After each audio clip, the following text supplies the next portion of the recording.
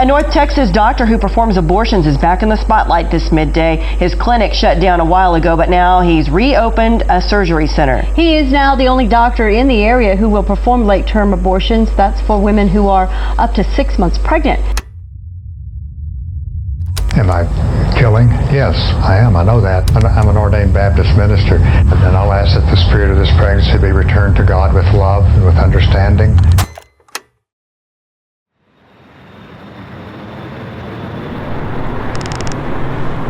It's October 24th, 2019, around 9 a.m. in Albuquerque, New Mexico. Attorney at law Mike Seibel is preparing his office for one of the most important depositions of his entire career. In a few minutes, he was going to interrogate Dr. Curtis Boyd. Mike would later call him the godfather of abortion. It was about 4 years ago when Mike had first learned about Dr. Curtis Boyd. He had read in the local news about a doctor who was performing third trimester abortions. Right now, only a handful of states allow late-term abortions. New Mexico is one of them. Soon after this, he hears about the University of New Mexico doing fetal organ research in their labs. The curiosity and anger pushed Mike Seibel to dive in. And I just thought that was so atrocious that I had to get involved. So, about over a decade ago, you found something and Curtis Boyd had something to do with it. Would you tell me about that? So back on June 23rd, 2015, Elisa Martinez of New Mexico Alliance for Life thought the University of New Mexico was selling body parts, that they were harvesting body parts in this situation. Really, selling body parts out of the University of New Mexico? I would have never believed it. After praying about it for a long period of time, somebody gave me an article about Curtis Boyd. And in that article, Curtis Boyd said, "I am sending the pregnancies back to the Spirit of God with love and acceptance." And I found that so sickening. And that little voice in the back of the head said, you know, that's you. You can do something about this. What did you do after you heard about the news of University of New Mexico? Where'd you go from there? We had to verify that there was body part sales. So we did these inspection of public records requests. So on November 23rd, an inspection of public records request came back, including the letter from Curtis Boyd to head researcher Robin Olds, saying, yes, I am getting the body parts over to you. You can inspect them. We measure the fetal foot length. We categorize them, and you can come and pick them up at your convenience. This email literally confirms he's straight up transferring the organs of the babies that he aborts. That is correct. Why does University of New Mexico want that? University of New Mexico is getting funding from a variety of sources. One of those sources was the Gates Foundation. Wait, Gates as in Bill Gates? Yeah, the remainder of them were NIH-funded requests from a variety of different universities. It was a 19-university network that we discovered that was getting body parts from the University of New Mexico and sending them across the country. I imagine it was somewhere between $10 and $30 million a year. Aren't some of these universities taxpayer funded? Most of them are taxpayer funded, but the money actually came from the NIH and NIH grants for studies. And that's taxpayer funded. Literally, all of us were paying for this organ trafficking from Curtis Boyd. And what we eventually found out, we saw gestational ages as early as 9 weeks and as late as 35 weeks.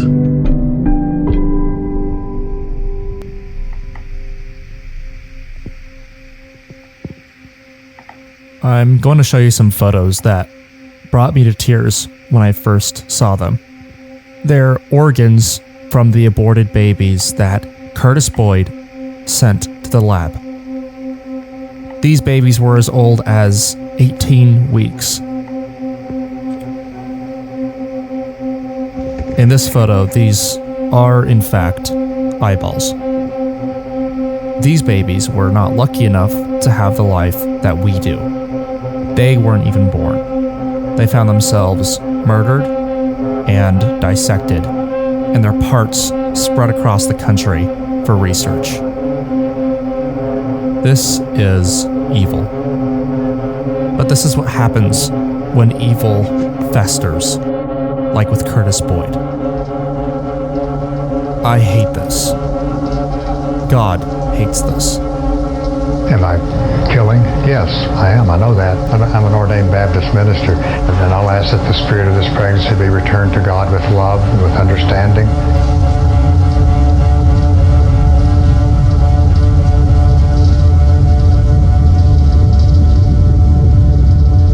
You have to go to the bathroom. Can I please ask you to say what you said before regarding the workshop with UNM fetal remains with high school students? I'm sorry, Richard.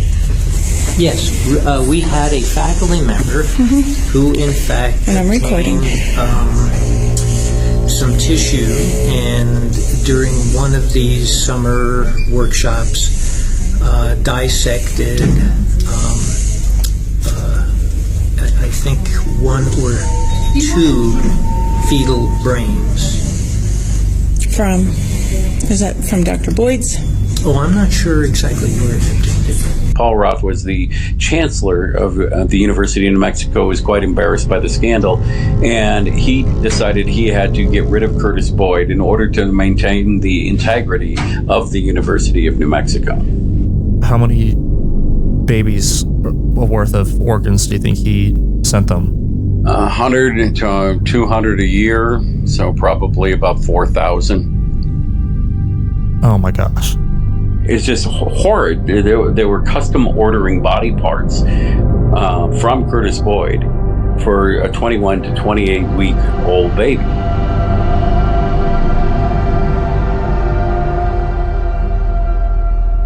So even with everything that happened, you ended up in a lawsuit against him. Well, I told people here in Albuquerque, he's going to injure somebody. August of 2017, Troy Newman exposed a case that they pulled the autopsy for a lady by the name of Keisha Marie Atkins. Marie Atkins, who was apparently 6 months pregnant, went to Southwest Women's Options to have her abortion, and she ended up dead. I started to meet with the family, and I got involved in the case and found out this gigantic fight was going on about the cause of death of Keisha Atkins.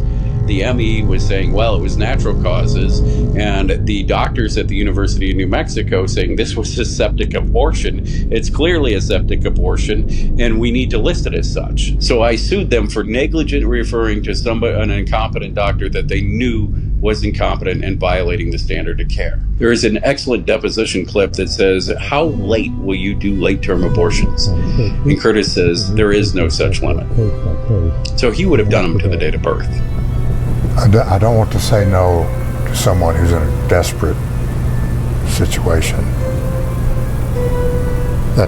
So we have said, can we be of help to you or not?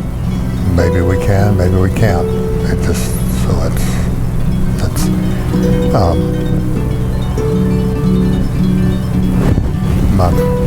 I come from a religious background. I come from a religious background. I'm an ordained minister. And I believe in compassion and service above self. So that's my calling. So I don't want to take all hope away. It gets less and less likely, but I don't want to say there's not a certain situation in which the doctors want it, the family wants it. It seems desirable for the patient, this young, say, there are other stories. So I think the doctors are going to look at it. Is it possible? It may not be possible, so you have to say, no, I'm sorry, we can't help you. But I always find that painful having. So that's the story. So there is no, it's a philosophical answer. It's okay, you're done. That's enough. And do you have The lawsuit between Keisha Atkins' family and Curtis Boyd's clinic settled with a payout of $900,000. After that, Curtis Boyd's clinic also stopped performing late-term abortions. This would save the lives of hundreds of babies. And then, in just 2024, Curtis Boyd sold the abortion clinic in Albuquerque, New Mexico. How many late-term abortions has he committed then? Well, I mean, he was doing at least 400 a year according to the CDC reports, but I think those are underestimated. I mean, I know how much they charged for late-term abortions at the time, which was roughly about $19,000. So 400 a year times $19,000, you figure out the math. I know it was over 400 each year, but I think he was probably doing closer to 1,000 overall. I can point you in the right direction to these records. I can see as many as 20 late-term abortions in a particular week. In 1 week? Yes. You said he sold the Southwestern Women's Options Clinic, the one in Albuquerque. So Correct. What is he up to now? That was just 2 years ago, 2024. Well, he also sold the clinic in Dallas, Texas, and he sold the physical clinic in Dallas, Texas for, I think, somewhere around $5 million. And he owns the presidential clinic in Florida. So he's retired as an abortionist himself, but he's still involved in the industry. I mean, he's well connected within the industry, has always been well connected within the industry, he's always been well loved. I mean, he was the pioneer of legitimizing abortion in society. That was one of the things that he did. And he says he's a pioneer who invented the D&E, which was dismemberment abortion, which is one of the most sinister abortions in history. You know, he's on the top of the third trimester. He has got his hands in every movie and everything he can possibly do. I mean, Curtis is everywhere in the industry, and that's why I dubbed him the godfather of abortion, because he is behind almost everybody and knew almost everybody in the industry. He was that well regarded. And his southern charm and, you know, his gentle outward demeanor influenced legislators, it influenced other doctors, it influenced the media. He was very rarely in the media himself, but he was always behind the scenes in the media. The fact that Curtis Boyd, the godfather of abortion, was so well connected in the abortion industry still rang true as recent as 2024. This pro-lifer named Savannah from Students for Life went to Curtis Boyd's book reading undercover to ask him if he would find a late-term abortionist for her to commit an 8-month abortion. But actually, this is perfect timing because I wanted to kind of ask a sensitive question. So a really good friend of mine, her boyfriend just recently left her, and she is about 8 months pregnant. So would she be able to connect with you? Would you be able to help her with her problem at all? Yes. Okay. I'll get names, give to. There's actually a doctor here in Washington, D.C. Curtis goes on to refer Savannah to an abortionist named Matthew Reeves in Washington, D.C., who commits 8-month abortions. She walks into this room with Curtis where she meets Glenna and some of the National Abortion Federation people. It's all laughs and giggles for them.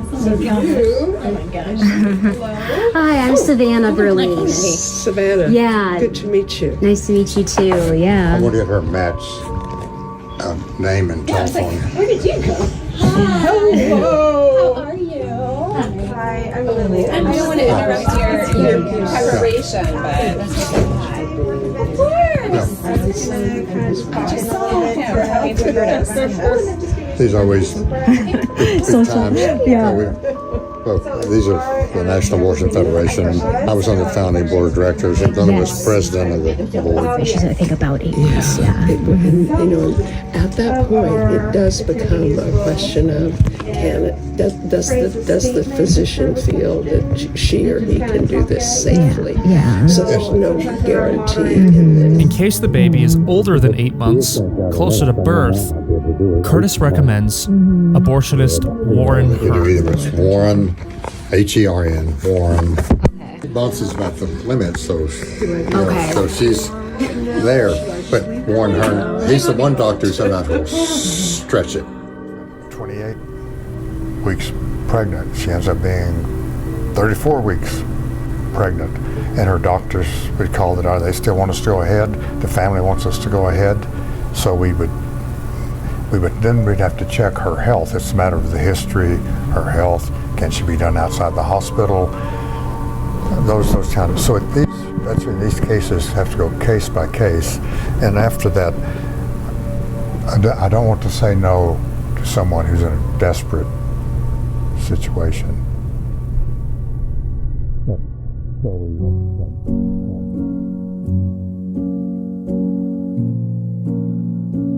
Why are you doing this?